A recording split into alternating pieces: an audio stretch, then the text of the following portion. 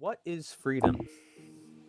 The condition for what one is able to do or has permission, hence permits, to do under their current legislature authority, is to be cited in fancy pieces of paper with writing that this individual is able to pursue what the legislature authority provides to them, thus assuming man made rights and man made law. So let's break this down a little bit more. We got freedom, which is a concept a lot of people desire and a lot of people like to talk about. And we talked about before how it's a form of property. Some people may not believe that, but then how do you maintain your freedom? Do you respect freedom? Do you think it's an essential natural need to a society? And then it becomes a form of property because it's something that everybody is supposed to have for themselves. And only they can be responsible to have freedom for themselves. Otherwise, they're a slave because they don't have freedom. The opposite of freedom, I would say, is slavery on the most extreme side, or may you say tyranny, or may you say, I mean, honestly, I think slavery is the perfect term to say the exact opposite of freedom, right? So you have freedom on one end and slavery on the other end. So if you're not free, what are you? You know, you're somewhere going to be a slave possibly if you can't stand where your freedom is. If you can't defend it and say, this is what my freedom is, I am not going to be a slave. If you don't really know and you're kind of mixed in between and people are feeding off of you, they're manipulating you, they're taking your rights, they're giving you rights, and you believe that is legitimate, then you're becoming more on the side of slavery, as we've seen before, because you're asking for permission to be free, to exercise your property, and that is, again, inequality, as we mentioned in our previous video in this series. So this is not the real freedom, what Aaron described. This is what the fake version of freedom is. We're going to go over what real freedom is in the next video, so I encourage you watch that. The freedom that Aaron talked about is permission. That's ultimately what that freedom is. It's not freedom, it's permission. It said, and as you said, it says permission to do what you have the permission to do under your current legislator or authority. What gives someone that authority to tell you what to do with your own freedom if it's a form of property, if it's something that you are supposed to have? It says it is supposed to be cited in fancy pieces of paper and that this individual is able to pursue what the authority provides to them. So, as if they're sort of dependent on the authority to give them more of their freedom.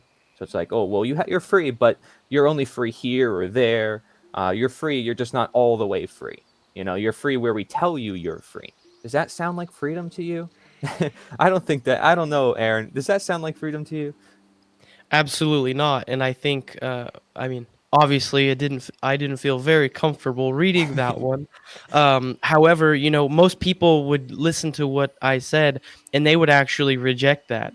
However, that's exactly the world that we live in, and that's exactly the way that we try and get our freedom, or try to make a claim on our rights to these freedoms, is we ask for permission, we beg the authority figures, when in reality that's not real freedom.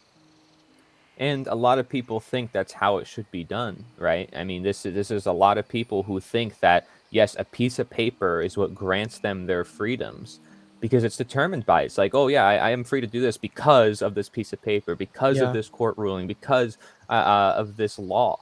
But that yeah. doesn't tell them that they're free by nature. It doesn't tell them that they're born with certain natural, unalienable rights. It seems like Hmm. people have kind of lost touch with this phrase because they're not exercising it. You know, this idea of exercising your rights or exercising your conscience, that's a practice that you have to make based on your knowledge of what those rights are, what your freedom is, to realize that it's so important you should not give it away. That's why you have so many revolution attempts in history and so many awakenings happening.